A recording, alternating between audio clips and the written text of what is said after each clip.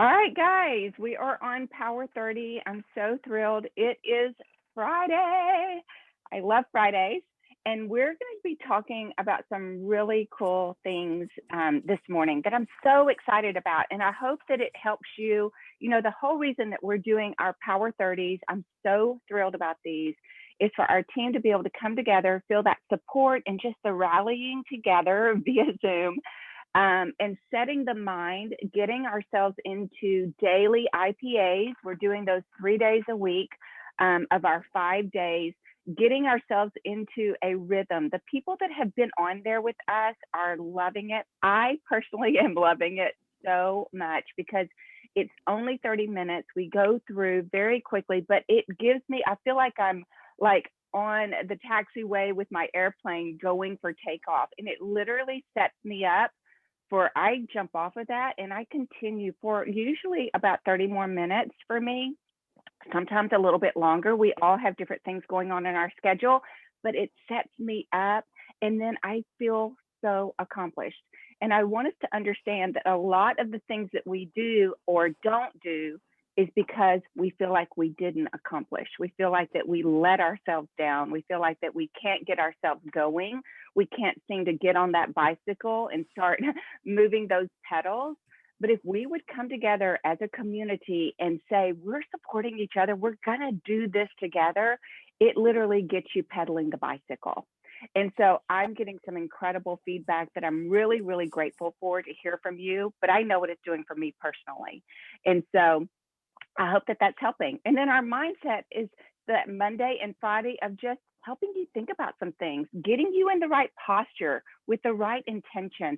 If you start doing that every single day, and we're going to talk about that a little bit today, of the successes of people in network marketing specifically, that when they set themselves up first thing in the morning with mindset and intentionality, their success of getting to the top of their companies. I'm not just talking Plexus, I'm talking network marketing. And so that's super exciting. And I want you to get to where you're anticipating whatever time you get up, setting that time aside, or whenever you start your business, not starting before you start with mindset. We even do that in the Power 30. Our first 3 minutes is that moment, setting intention, getting some good thoughts in our minds, having prayer time, whatever that is for you. And so that's what we're doing during this time, so that we're all going, okay, I feel success. I feel success. I've got intention. I've got intention. I know how to ride the bike, right?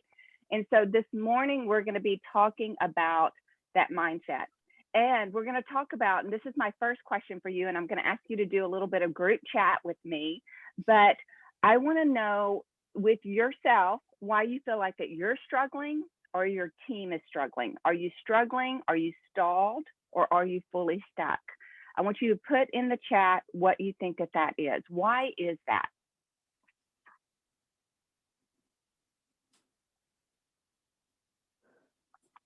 I know some of you guys are probably driving as you listen, because I'm like, you guys can be doing whatever you have to do. Homeschool, driving, just jump on with us. So you might not be able to tell me.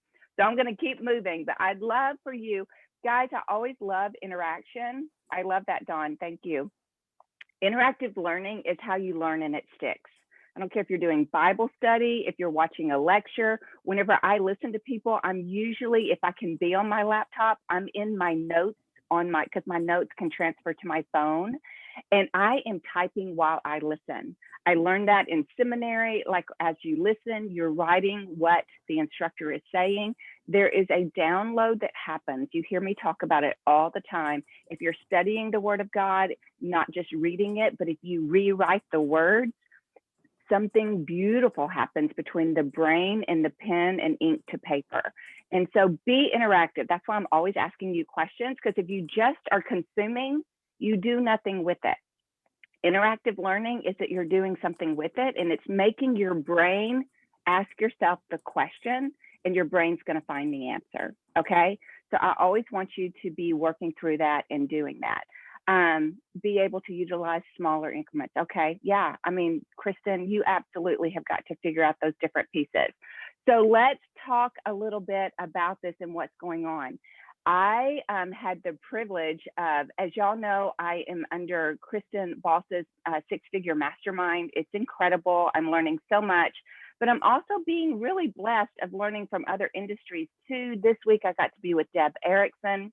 She's with the I Can Institute, learned a lot from her. And so I'm pulling in different information to be able to give to you. And I'm really excited about talking about this. But Deb Erickson actually talks about the I can't mindset, and that is why we feel like that we're struggling, we're stalled, we're stuck, because without even realizing it, subconsciously or unconsciously, we have this I can't mindset. And it's that story that you continue to tell yourself, think about it every single day of I can't. Like as soon as I know, whenever my kids used to walk in to my room, my son learned very quickly as he watched his two older sisters do it. And he would say, don't answer me now, think about it, and then I'll come back later, because he knew that I would immediately say no, which is an I can't whenever somebody would ask me something, because I was comfortable where I was. And whatever they were asking meant that I had to change to answer that or to take them somewhere. It's this I can't. And we bring it into our lives without even realizing what we're doing. We bring it into our business. It's that story that we have of I can't that literally is attracting. It is building out our culture. You guys, if we can, just make sure that everybody is on mute. So building that out and being able, let's see if we can mute a couple of you guys. There we go. Okay. Of building, and then we're questioning, like, I've got these people that they're not doing. They said that they want to do this and they're not doing it, or they're ghosting me, or now they're not building a business. We're attracting who we are in our subconscious of what is going on.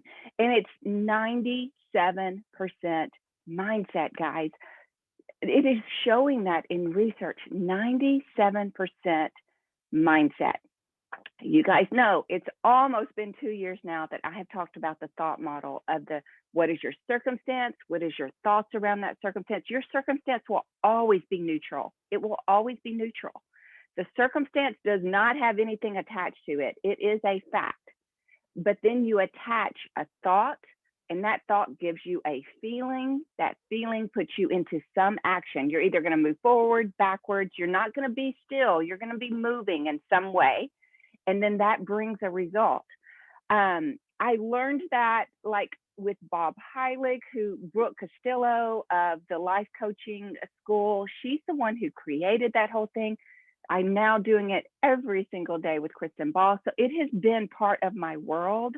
But now I have learned to use it all the time. And I'm always asking you to do it. It takes a moment to pause to do it. In the beginning, you might have to write it down. After a while, it's just going to start happening.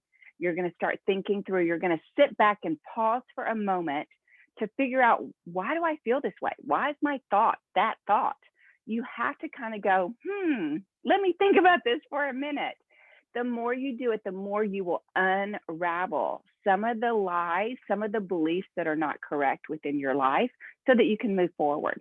So this is what I want you to understand, is that we all have pain points.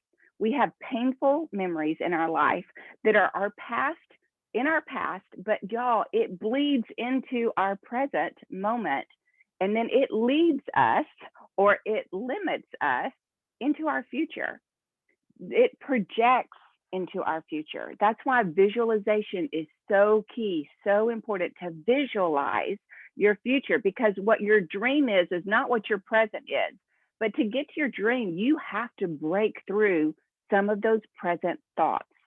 You have to do the work for that. I can't do that. So those past memories that are painful, they can be rejections, humiliation, disappointment, insignificance. They can be feeling unloved or unwanted or helpless or hopeless, powerless. It's not about your skills. It's about your mindset. For years and years and years, I have said, what else do we need to teach? What else do we need to train? Why are they stuck? Do we have gaps? Now, yeah, we might have some gaps in our system, but it's not about the gaps. Corporate has literally given us the greatest system. Our back office has so much training back there. Your leaders train you on a continual basis. We have systems all in our pages. It's not about systems. It's not about skills. It's about mindset. It's the greatest obstacle that's preventing you from increasing your IPAs, from growing your business, from recruiting and seeing your PV change. 97% is about mindset. You can make excuses. You can say, my upline didn't do that, or I'm not being heard, or I need help. There is help. It is out there. It's your mindset. And at some point, you have to own that. And at some point, you have to have a desire to change it. So basically, I always think about this like you've seen, if you've kind of gone through points of salvation or heard the gospel or had somebody evangelize, and they talk about kind of these, you see these two mountains. You've probably seen the picture, the two mountains, and there's a cliff in between to get to the other side. And Jesus, the cross, is to get you from the side of sin to the side of salvation, right? I think about that whenever I think about mindset, not about Jesus and salvation, but amen, and so be it. That's what gets us out of our bad mindset. But basically, you've got these two mountains side by side, and you've got this huge gap in between. Like you're literally going to have to leap from one side of the cliff to the other side of the cliff to keep moving forward, right? Like for you to see your future, you've got to jump over from one to the other. And you've got this huge, and it goes down into a really deep valley, right? That is the side of learning of I have consumed, I know what I need to do, I've got the skills, I've got the system, to the side of I will do it. I will implement it. I will apply it. And that gap in between is the I can't valley of death. The I can't. And you always, as soon as you're like, okay, Melissa's told me all this stuff, I'm going to go do it.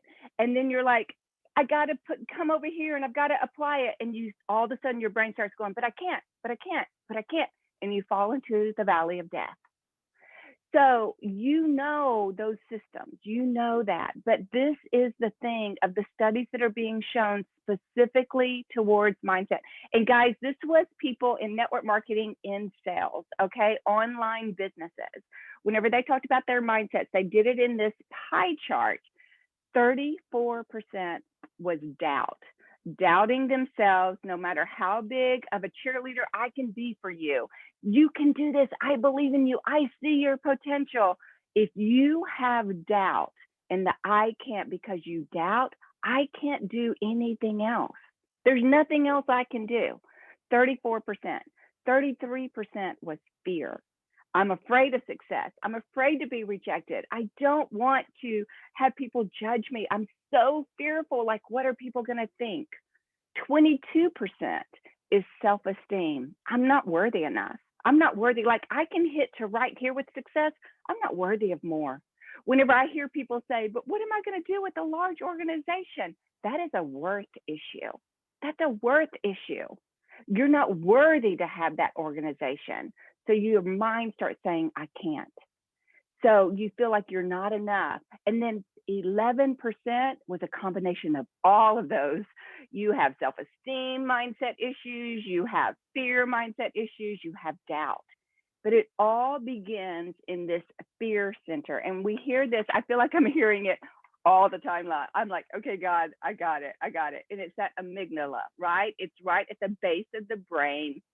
We hear so much now about neuroplasticity and the things that we can do, and the studies that they're showing that the brain, so often they believed that the brain, after you became an adult, it just quit. Like everything you need to know, you know. If you didn't figure it all out, you're not going to figure out anymore. And that's just not true. And science is proving that. And so you've got this fear center at the base of your brain, and it fires off anytime that it thinks that you're about to step into danger. We've heard that, right? That the caveman, that the brain, like, that it always protected them from the predator. We're not cavemen anymore, but that is how our brain continues to act. And it says, you're in dangerous territory. Dangerous territory is getting out of your comfort zone, doing something different, jumping out of a plane, getting ready to call somebody on the phone. It doesn't matter if you're jumping out of a plane or calling someone on the phone. The fear in your brain is the same. And so it's this dangerous territory that you're going into, and it's either fight, flight, or freeze. So whenever you get ready to call somebody, that fear center releases all these hormones and this adrenaline, and it says, you better not do that. Like, you can't do that. And it goes into this fight, meaning that you're triggered by that fear and you're going to fight, or flight, which means you're going to run away, which is the majority is just, I'm going to run, I'm going to go hide. And then the freeze is hide. So you're going to go into one of those areas, and that silences the fear center. And all of a sudden you're like, I'm okay. Okay, I can breathe. Okay, man, my adrenaline was going, but now, okay, I'm in a good, okay, this is good. I feel peace. A lot of people say, you know what? I thought God called me into this industry, but I don't think he has, because I have a peace, and he's a God of peace. And I have a peace when I hide, when I run away, when I get back into my comfort zone. This is where I'm supposed to be. I think that this is the will of God. No, the will of God is saying, I created you for more. But you got to get out of your comfort zone. You got to go do some stuff for you to get to where I want. I need for you to experience some things so that you can persevere, so that you can run your race. And we're pulling all the way back, and we're going, nope, I think I'm just going to sit in my house and be pretty mediocre, do nothing but eat and sleep. And I'm going to love on my kids a little bit. And that's how I'm going to live my life. And then you're going to get to heaven, and God's going to go, man, you missed it all. I had the greatest stuff for you, but you let that fear center take you away from everything. He's still going to love you, but you're going to be like, man, I wanted to jump out of the plane. I didn't get to jump out of the plane. So I want you to jump, but you've got to start being aware, and you've got to question. Like, when you get ready to fight, flight, or freeze, you got to say, why am I doing that? Like, let me just be aware of my circumstance right now. Let me just think about why I'm doing what I'm doing, because you've got this set point in your brain. So if you think about your brain in a box, okay, your brain is in a box, and that's where you are, and you stay where you are. And so you begin to work hard to recruit, but everyone has their own set point. Everyone has their own brain in a box of, this is where I'm safe. Okay, right here. This is comfortable. So you recruit them, you encourage them, and they're like, okay. Some of them have that buyer's remorse afterwards of, I can't do it. I think I told y'all last month, I had a girl, well, I told Michelle and some of my leaders, like, last minute, I had one more that was going to sign. I talked to her like 3 times in one day. Every time we'd get to, like, literally, okay, I'm going to push order. Are you comfortable with this? No. Nope. I don't think I mean, literally, we didn't do it. Her brain was in overdrive. And these products would literally change her life and change her husband's. He's going through cancer. She has high anxiety. But her brain was like, you know what? I think I'm pretty comfortable in all this anxiety. I think I'm pretty comfortable right here because this is my norm. And she couldn't go any further. So they hit this ceiling because they have a set point. So they get your products, and the products, show up at their door, and you've already told them, hey, now I'm going to stay really close to you. I'm going to call you on that 3rd day, on that 7th day. I'm going to call you a week out. Like, I just want to make sure. And they're like, okay, that's great. The stuff comes. They don't even open the box. They don't even open this fear of, what if I take this? What's going to happen? And guess what? They ghost you. And then you live in this world of your fear of, they're ghosting me. It must be me. No, it's their brain set point in their little box. It's not you. And others stick around, and they might all of a sudden start feeling like, I'm feeling pretty good, and I might want to share it with some friends. And they hit a ceiling. They hit their own brain set point ceiling, and they don't do anything. In fact, they quit. They start feeling good, and all of a sudden they go for a walk, and they're like, I went for a walk. Like, maybe I need to get back into my comfort zone. I could do something crazy like start running. I don't think I'm going to do that. Their set point stops them. And you are going, was it me? I must not be a good leader. I must not be good at what I do. Your self-esteem lowers. Your fear factor comes in, and you're like, I don't think I can do this business, because you're taking their circumstance and you're putting it on yourself. And your brain has a set point and it has a ceiling. John Maxwell talks about lifting that lid. It hits that lid and it can't go any further. So whenever you set that goal inside your brain, as soon as you go outside of that box, that fear center goes off. The adrenaline gets high. You got to start having that doubt and all those things, and you go right back into your cave. You have to learn how to rewire your brain. Instead of limiting your goals, you have to stretch that set point. You got to get it out there. The only way that you can do it is to believe I can do the hard things. I can do the hard thing today. I really can. I can make the phone call. I can put out a post. I can go live, because that stretches your set point. You want to stretch your set point. You want to get your brain out of its box. So you've got to push those beliefs in that possibility. You have to silence the fear. So this is the deal. And I'm talking so fast because I want you to hear all this, and I hope that it's good. It has been so good for me. The more I learn, the more excited I get. And that's why I want you to know this stuff, because I know you have it in you, but you have to know it. And you have to know how your brain works, and you have to be willing to push it. You have to. So this is what's hard, is that your brain and my brain labels us. You know, I've gone through 2 years now of counseling, coaching, because my brain has leveled me. And I'm like, I am done with that. I am so done with my brain labeling me, because I know there is more for me to do, and I am going to do it. And to do it, I had to sit back, everything that I ask you to do all the time, and work it out so that I could unlock and get out of my own box. So your brain labels you. So if you were to rate yourself between 1 and 10, I want you to rate yourself. Nobody else is going to hear what it is, so write it down. But I am a what? So whenever it comes to the kind of recruiter you are, the kind of leader you are, how do you identify? Are you a 5? Are you a 7? Are you a 10? Are you a 3? So once you have that number, and your brain is like, you're an excellent 6. And I'll tell you, y'all know I went through Brendan Burchard. I've been with him in his mastermind, unbelievable 12 weeks of blowing my brains and having a one-on-one coaching. And he had me rating every single week. I had to rate myself. And I always gave myself an 8. And my coach was a female coach. And she was like, Melissa, could you just give yourself permission? Because I'm pretty sure you're a 10 in this area. I'm like, oh, but I still have so much room to grow. Like, I appreciate that, but like, can you just for once give yourself permission to be a 10? I thought, how interesting. Now I'm learning that my brain labels me, and I'm like, oh no, I'm just this good. That's as good as I am. Now I want to get better, and I'm working every day to get better, but I am totally different than I was a year ago. I promise I've gotten better in a lot of stuff. I still label myself as an 8.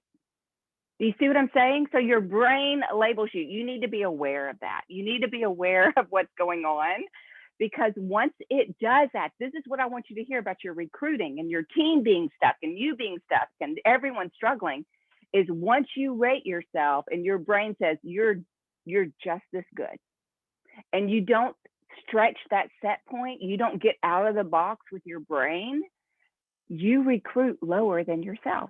We've heard John Maxwell talk so much about lifting your lid, right? Lifting your lid. And when you don't do that, when you don't stretch yourself out, if you're a 6, you're going to recruit 5s and 3s and 2s. You always go towards the safe, and the safe is to recruit someone lower than you. So you recruit them, and your brain sells them, and they come in, and then you get really, really frustrated with your business and with your builders, because they don't want to do it. They don't want to grow anymore, because they're a 3 and they've identified themselves. They don't even know that they did it. It's all subconscious. And then you're like, man, they said they want to do it. Well, guess what? They got to work on their mindset just like you do. They've got to push their set point just like you do.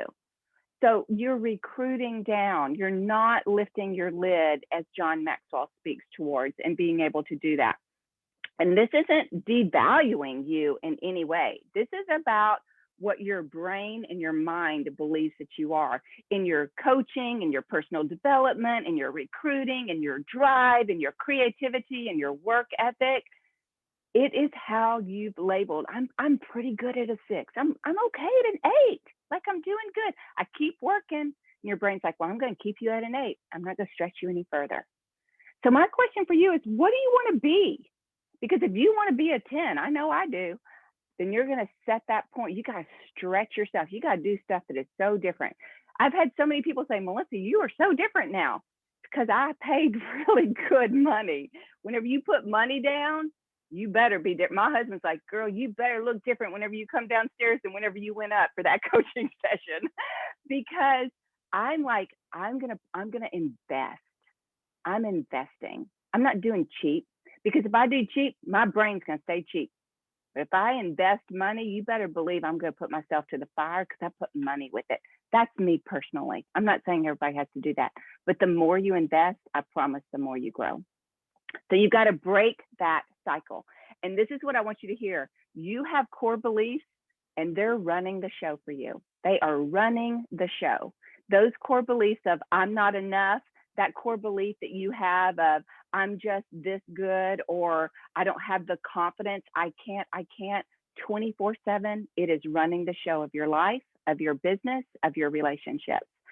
So you need to realize that. I'm going to close out with this. I have so much more to share. Hopefully I'll get to do it maybe on Monday, but I want to give you something that you can start doing right now. Now we've heard Mel Robbins talk about that, the 5-second rule. So many of us have worked through that and that is where you literally, to your brain, you basically throw out a stop sign and say, stop, like 5, 4, 3, 2, 1, and you change, right? You're like, I'm going to get out of bed. I'm going to go for my run. I'm going to make that phone call. I'm going to hit, post on my phone, and I'm going to post this, or I'm going to go live. That 5, 4, 3, 2, 1. You need to start doing that. That is kind of a neuro tool, if you will. But this one I absolutely love, and it's so easy. And you do it with your hand. So I want you to put your hand out. And this is a fist. It's a fist tool is what I call it. But it's a neuro tool that you can do. And it is, with your pointer finger, you say, I can. With your middle finger, you say, I will. With your ring finger, you say, I am. And then you say, yes. You're like, give a fist pump. Yes. I can do the hard things. I will call my dream teamer today. I am worth them being on my team. Yes. So I want to see you guys do that right now. So you're all muted, but what is it for you? I want you to say it out loud. I can, will, am. Whatever it is, yes. I want you to start doing that. So it is right up 10 o'clock. I went as fast as I could. Was this good? Like, was that helpful? I think it's fascinating, guys. That's right, Julie. Julie is all in, you guys. Julie is working on her mindset, and she's always been unbelievable, but to see some things, she's just barely pivoting. I want y'all to watch her, barely pivoting, and it's good. Same thing with Kim Fultz. Kim Fultz, at the beginning of the year, I don't even know if she's still with her, but she went through some stuff with Brooke Commit. She went through some coaching. All of a sudden, you saw her pivoting. She started showing herself more. All of a sudden, I was like, she's doing more selfies. She's talking and she's doing live. She's going for what? She invested. She said, I'm going to slow down. I'm going to figure out some stuff so that I can move forward. You see people, when you see people pivoting, changing, adjusting, one little slight thing, you know that they've said, I am worth figuring this out because God has more for me. So you guys have a wonderful, wonderful day. Have a fantastic weekend, and let's do it together. I can, I will, I am, yes. All right, love you guys.